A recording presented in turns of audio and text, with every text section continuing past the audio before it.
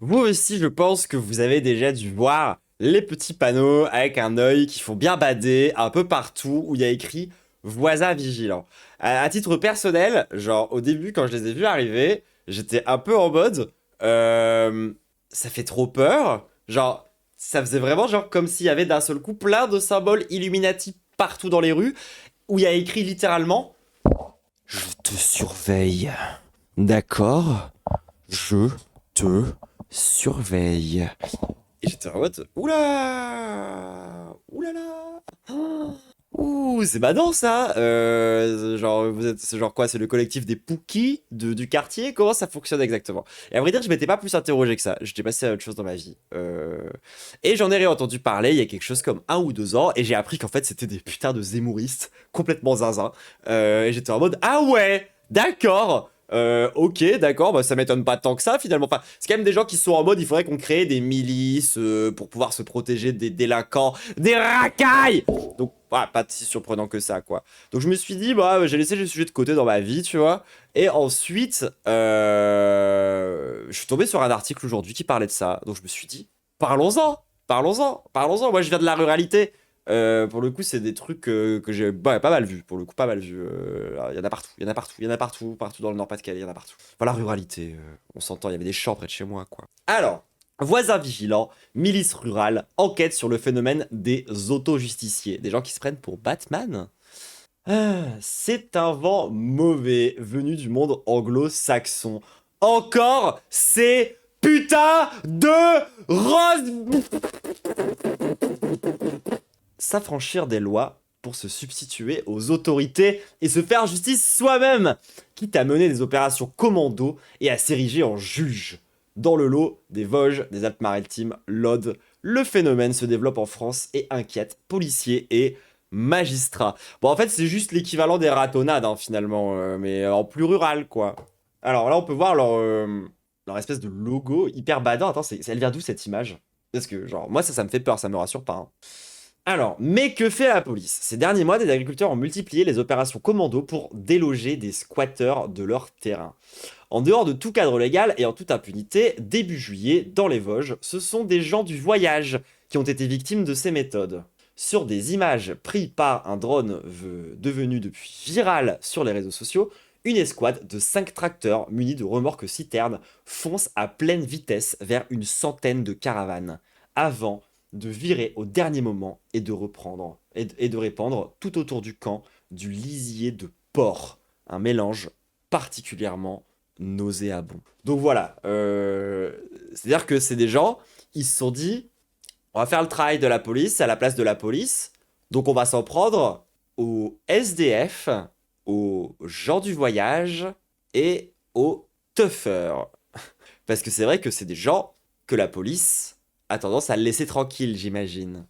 Ils passent leur nerfs sur des tuffers. Dans l'Aude, cette fois, le 1er septembre, une cinquantaine de viticulteurs du département, équipés de masses et de barres de fer, et secondés par un tracteur et un bulldozer, ont voulu chasser les participants d'une rave party. C'est marrant, ils disent illégal alors que c'est le principe. Dans une plaine agricole située entre Fonjoucouze et Coustouge. D'accord, merci la ruralité pour ces blazes. Échaudés après les incendies de cet été qui ont ravagé 16 000 hectares, dont de nombreuses vignes, les agriculteurs ont voulu passer leur nerfs sur ces tuffers, qui, je ne le rappelle, ne sont pas... Enfin, il n'y a pas de preuve que c'est eux qui sont responsables des incendies, mais bref. Résultat, plusieurs voitures des participants sont retournées. 200 gendarmes sont déployés, et par miracle, aucun blessé grave. Avec au final une légitimation de cette action par le ministre de l'Intérieur lui-même, pourtant responsable du maintien de l'ordre, Bruno Retailleau, qui a exprimé sa volonté de criminaliser l'organisation des rave parties sans que les agresseurs ne soient inquiétés. C'est-à-dire que t'as des mecs qui se forment en milice, genre ils débarquent à 50 avec des barres de fer et des armes blanches, ils vont agresser des tuffers qui se contentent basiquement d'écouter de la musique très fort, loin de toute habitation, en prenant des drogues, donc ça dérange quand même pas grand monde, et ils essayent d'aller les tabasser, et quand les flics ils arrivent sur place, leur premier réflexe, c'est de criminaliser les tuffers. De la même façon que, je suis quasiment sûr, que lorsqu'ils débarquent à 15 avec leurs gros tracteurs et qui menacent d'écraser un camp de Roms, lorsque les flics débarquent, c'est pas pour protéger les Roms. Hein. Ah, vous inquiétez pas que les squatteurs, les Roms et les toughers, on s'en bat bien les couilles. Hein. Et d'ailleurs, je pense même que c'est aussi pour ça qu'ils s'en prennent à eux. Hein, parce que c'est des gens qui sont vulnérables en fait, tout simplement. Dormir avec une arme sous l'oreiller. Un phénomène qui ne touche plus uniquement le monde agricole, réputé pour ses coups de sang et ses actions régulièrement à la limite de la légalité. On le voit bien, de plus en plus de gens nous disent « La justice ne fait pas son travail, la police ne vient pas, donc on va régler les problèmes nous-mêmes » s'inquiète Jean-Christophe Couvi, secrétaire national du syndicat Policiers Unité.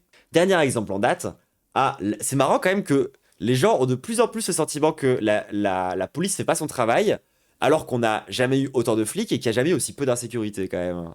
Je me demande si c'est pas un truc qui se sont montés dans leur tête tout seul, et je me demande qui c'est qui leur a mis dans la tête d'ailleurs. Dernier exemple en date donc à La Magdeleine, vous auriez juste pu l'appeler La Madeleine sinon en fait, dans le Lot, petit village d'un peu plus de 700 âmes au cœur du Quercy. Confronté à une série de cambriolages tout au long du mois de septembre, les habitants ont décidé de créer une police de voisinage.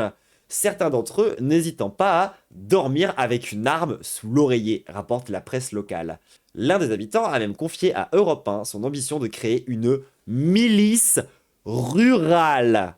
On va prendre des talkie-walkie et on va patrouiller. Nous, si on chope un mec, on divulguera son identité. S'il faut aller en tôle parce qu'on arrête quelqu'un, j'y vais. Donc oui, ils sont vraiment en mode on va faire des milices.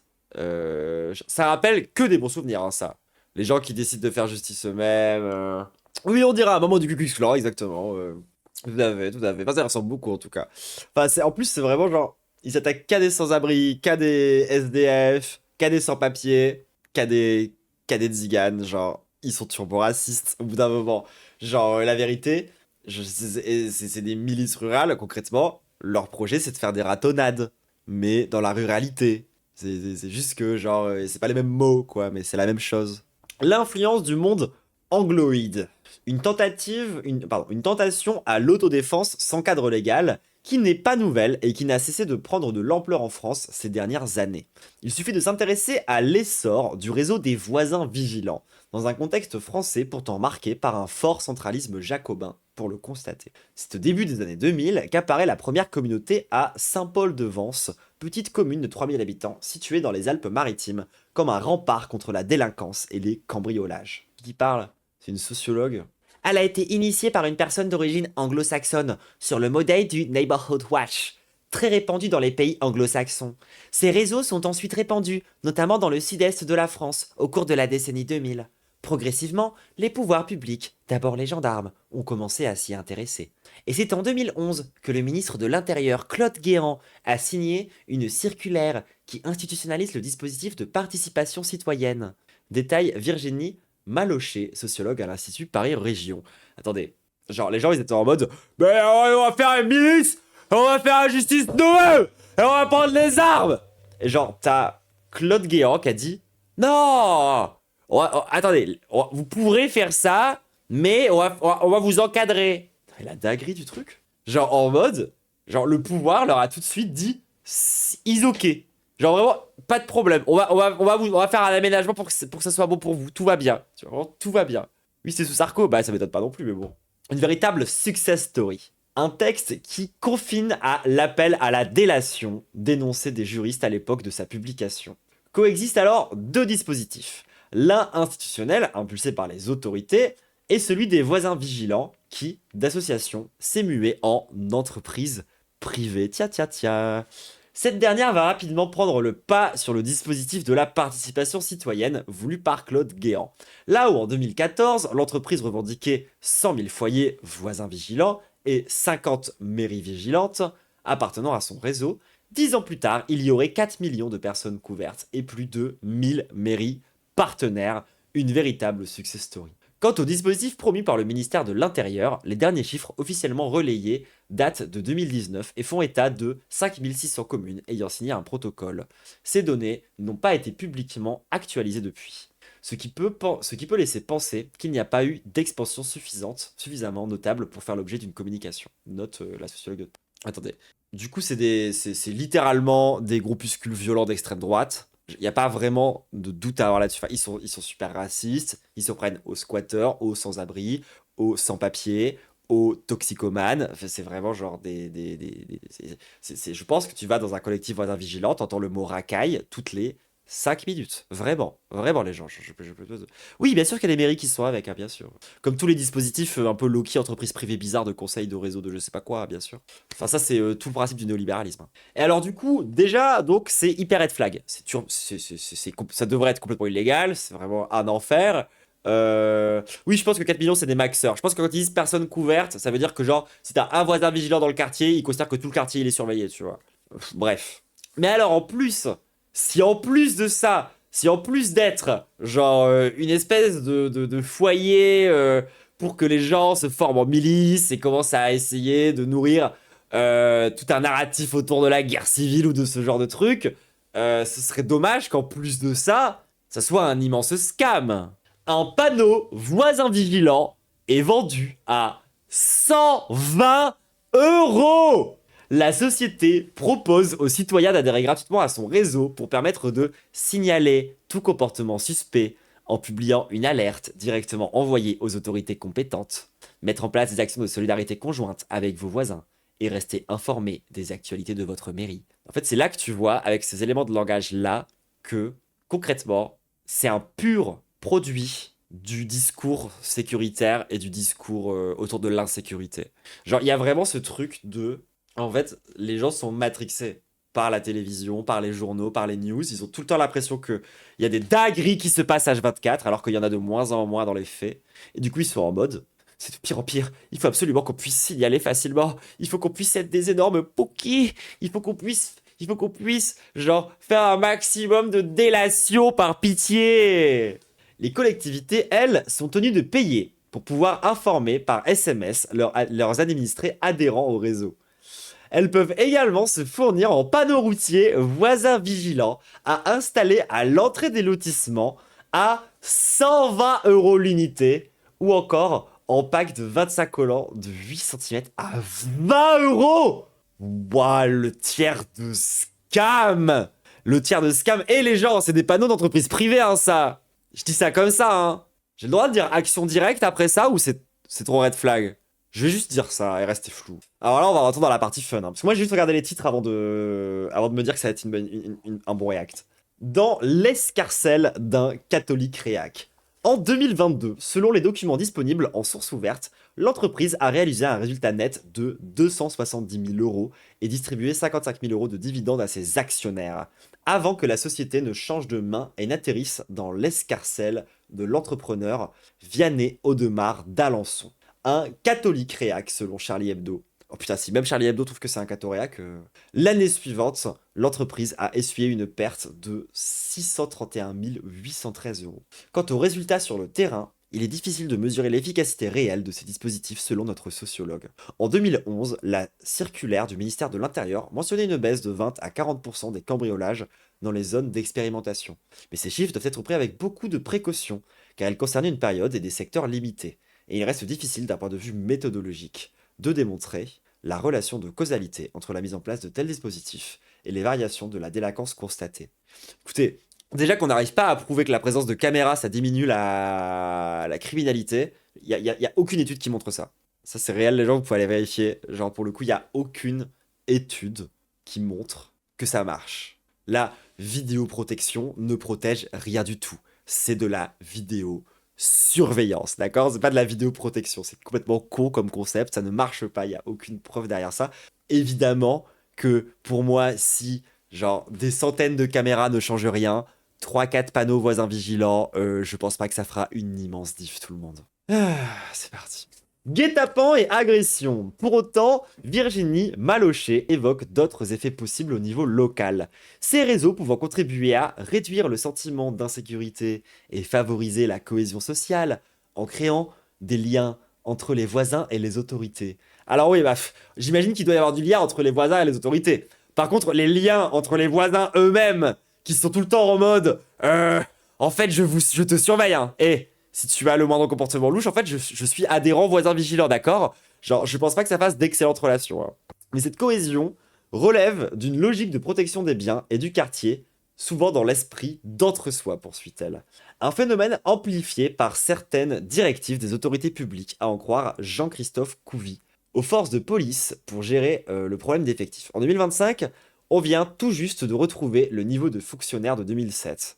On dit depuis des années que la priorité est sur les agressions contre les personnes et non sur les biens, sous prétexte qu'il y a des assurances, mais pour beaucoup de gens c'est insupportable. Certains membres de ces réseaux se décident aussi à passer à l'action, comme l'a constaté Mathilde Gardenier, sociologue à l'université de Paul Valéry Montpellier 3. Vous pouvez mettre encore plus de noms propres dans votre article s'il vous plaît. Dans une étude publiée en 2020, les patrouilles peuvent aussi donner lieu à des interventions directes contre des personnes perçues comme des délinquants potentiels. Potentiels, hein, les gens. Je suis désolé, mais dans la tête de ces gens, c'est les Arabes. Enfin, regardons les choses 5 minutes. Et si c'est pas un Arabe, c'est un toxicomane ou un sans-abri, hein. C'est-à-dire que c'est ça qu'ils entendent par délinquance. C'est sûr. D'ailleurs, c'est marrant, ça rejoint un petit peu ce qu'on disait déjà à l'époque de l'iceberg sur Scheisel autour de la question des chasseurs de pédos. Où en fait, t'as vraiment plus le sentiment que c'est des gens, ils font pas ça parce qu'ils veulent se sentir plus en sécurité. Ou si, en fait, ils veulent se sentir plus en sécurité. Et la façon pour eux de se sentir plus en sécurité, c'est d'aller tabasser des gens. Genre, il y a vraiment cette notion de genre se structurer par la violence contre des gens qu'on considère comme potentiellement dangereux. Mais au final, tu cherches pas vraiment à résoudre le problème d'insécurité ou le problème, on va dire, plus généralement de criminalité. Ce que tu veux, c'est de pouvoir tabasser des gens. Tabasser des gens que toi, tu juges comme moralement mauvais. Ou même potentiellement mauvais. Désolé les gens, mais ça s'appelle des ratonnades. Ça s'appelle des putains de ratonnades en fait. Des apprentis enquêteurs sur la piste des criminels sexuels. Ah bah tiens. Une dérive inquiétante et potentiellement illégale si l'article 73 du Code de procédure pénale dit que tout le monde a le droit d'arrêter un auteur de crime ou de délit. Il y a une frontière à ne pas franchir, c'est la vengeance privée. Rappelle Éric Vaillant, avocat général au parquet général à la cour d'appel de Caen et ancien procureur de la République de Grenoble. Grenoble Gang! Grenoble City Gang! Les infractions peuvent aller encore plus loin dans cette volonté de substituer aux policiers ou gendarmes, comme on a fait l'expérience notre magistrat. Ces dernières années, on a vu émerger de plus en plus d'affaires impliquant des citoyens dans la traque de pédocriminels supposés, note-t-il. Ben justement, c'est exactement, voilà, c'est exactement ce dont je parlais juste avant. C'est cette idée, c'est ce truc autour des chasseurs de pédos. Genre, franchement, à quelques très rares exceptions près, genre Scheisel, les chasseurs de pédos, les so-called de chasseurs de pédos, moi, d'expérience, ce que je sais, c'est que c'est surtout des gens violents qui cherchent à tabasser ce qui s'imaginent être des pédos. C'est-à-dire qu'ils vont pas, genre, chasser les bons pères de famille, ils vont pas chercher les oncles, ils vont pas chercher les grands frères, ils vont pas chercher les grands-pères, ils vont pas chercher même les mères, ils vont pas chercher, les mères de famille, ils vont pas chercher ces gens-là. Ils vont chercher le pédophile derrière son écran qui drague des mineurs sur des chats bizarres. Pour eux, c'est ça un pédophile, d'accord, hein? Un pédophile, ça peut pas être genre ton oncle ou ton frère. Non, non, non, non. Et du coup, genre, il y a vraiment, c'est une immense trend, genre, de fou, encore plus sur TikTok récemment, autour des chasseurs de pédos. Et quand tu regardes concrètement, moi, je ne connais que, à part du coup les quelques rares cas, encore une fois, je ne connais que 2 cas de chasseurs de pédos. Petit 1, les gens qui sont en manque de violence, dont je sais ce que je vous expliquais, c'est les gens qui ont besoin d'aller tabasser des pédos, parce que ça leur fait du bien. Et petit 2, bah les pédos, bah oui les gens, chez les chasseurs de pédos, il y a plein de pédos en fait. Genre, c'est même parfois pour ça que c'est des chasseurs de pédos. Ça permet de bien savoir comment couvrir ses traces. Ça permet d'avoir l'air aussi plus légitime et que les gens vont pas se poser de questions par rapport à toi puisque tu les chasses. Donc il y a beaucoup de pédos chez les chasseurs de pédos. Sachant qu'on rappelle encore une fois hein, que le seul truc, vraiment, toutes les études qui ont été faites, toutes les études de sociaux, toutes les études genre statistiques, tout ce que tu veux, toutes les études ont jamais démontré que le seul truc qui fonctionne pour diminuer la violence pédophile dans la société, c'est l'éducation sexuelle. D'accord? C'est la putain d'éducation sexuelle. Genre, c'est d'expliquer aux enfants, genre, quand il se passe des trucs bizarres, comment réagir et comment aller chercher un adulte avec lequel ils peuvent être en sécurité. C'est comme ça qu'on lutte contre la pédophilie. C'est pas du tout en allant chercher un par un les pédophiles pour aller les traquer, pour tenter de les buter ou les tabasser ou je sais pas quoi, peine de mort pour les pédos, je sais pas quoi, des conneries comme ça, tu vois. Ça ne règle pas le problème. Là, vous êtes juste en train de vous faire kiffer. Vous faites kiffer. Et en plus, vous desservez la cause. C'est-à-dire qu'en fait, à cause de ce genre d'initiative où tu finis par, du coup, t'attaquer à l'image d'Épinal que tu te fais de ce qui est censé être un pédophile, bah du coup, tu passes à côté de qui sont vraiment les pédophiles. À savoir les pères, les mères, les grands frères, les grands-pères, etc., etc., etc. Les maris, tous ces trucs. Oui, les maris, parce qu'il y a encore des gens qui se marient avec des mineurs. Ah oui, non, sur ma taille, sur les chasseurs de pédos, tu me dis il y a des victimes. Oui, après, la vérité, c'est que chez les pédos, il y a surtout des victimes de pédophilie, hein. C'est aussi pour ça que je trouve ça débile, moi, de chercher à juste les chasser. C'est de ne pas comprendre qu'il y a en fait un cercle dans la pédophilie et aussi dans l'inceste, dans lequel bah, il y a beaucoup en fait de pédos qui sont des victimes de pédophilie en vérité. Et oui, quand je dis ma take sur les chasseurs de pédos, évidemment, j'abuse. C'est pour ça que je vous dis qu'il y a des exceptions, genre Shaisol. Mais et la vérité, les gens, c'est que c'est un vrai truc, hein. Enfin, genre, regardez un petit peu ce qui se dit autour de ça, mais on dit plus pédocriminalité. Non, mais c'est bon, les trucs avec pédocriminalité, ça me casse les couilles, genre vraiment. Enfin, oh là là! Si vous voulez, et si vous voulez, on peut changer le mot. On appelle ça des ghost glovers. Genre, et vous allez voir que ça va rien changer encore une fois, et que ça va continuer exactement comme avant, et que ça sera exactement la même chose.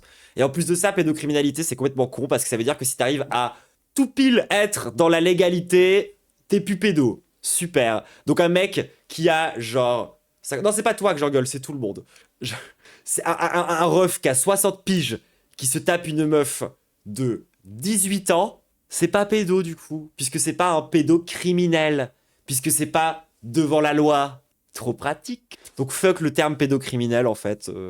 Après fuck le terme pédophile, hein, il est pas bien non plus, hein, mais juste j'en ai pas de mieux, hein. Donc moi je dis juste pédo en règle générale. Je suis désolé, mais pour moi la pédophilie ça dépasse le cadre de la légalité en fait. Donc voilà. C'est pas toi que j'en c'est ouf.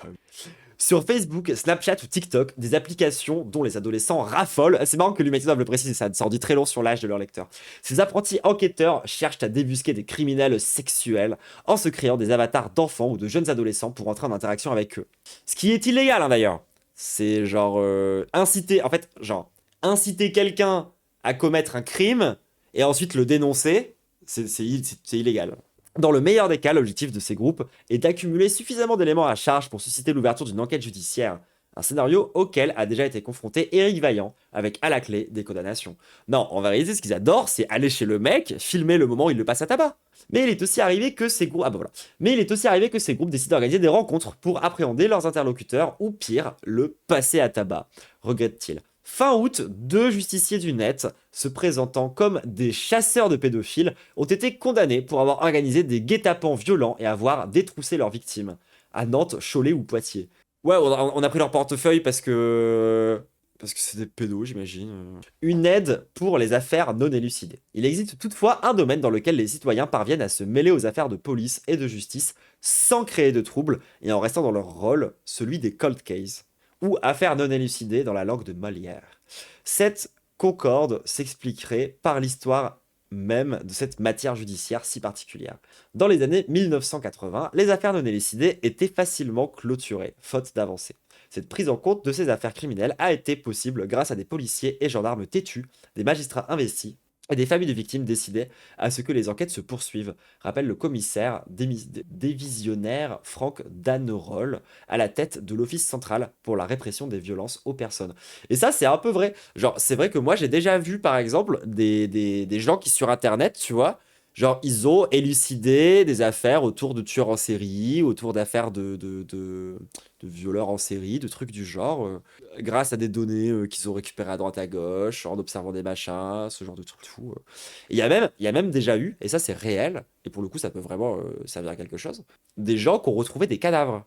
Genre, qui ont été dans ce truc de, bon, on n'a pas retrouvé des personnes disparues. Et qui se sont mis en tête d'essayer de retrouver où ils pouvaient être, et ça a fonctionné. Et là, c'est vrai que pour le coup, bah, c'est dur de voir le problème, tu vois. T'es en mode, bon, ok, voilà. Genre, ils se mettent pas à tabasser des SDF ou des tziganes ou des tox.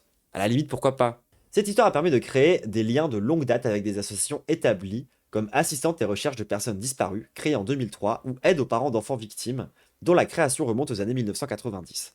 Des structures citoyennes qui, de l'aveu du commissaire, ont bien intégré le rôle de chacun. Ils évitent les initiatives néfastes pour l'enquête et jouent surtout un rôle d'empêcheur de tourner en rond. Une exception dans l'univers des autoproclamés justiciers.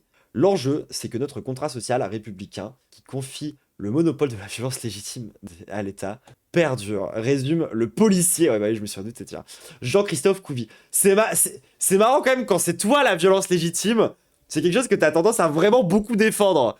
Cela nécessite assurément un contrôle bien plus exigeant qu'aujourd'hui de l'action des policiers et des gendarmes, mais permet d'échapper à un mal bien plus grand, celui d'un retour à l'état de nature et à la brutalité de la vengeance privée. Voilà, oh, voilà, conclusion de l'humanité est tellement gaze.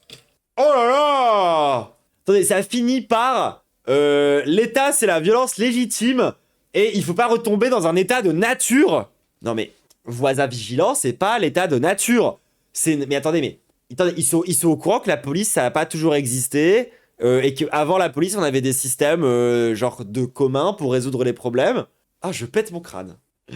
Tu vois, ici du Voltaire. Non, mais c'est oui, non seulement c'est passé de date, en plus c'est faux. Et moi, je suis contre l'idée que ce soit l'État qui possède le monopole de la violence légitime. Les manifestants aussi.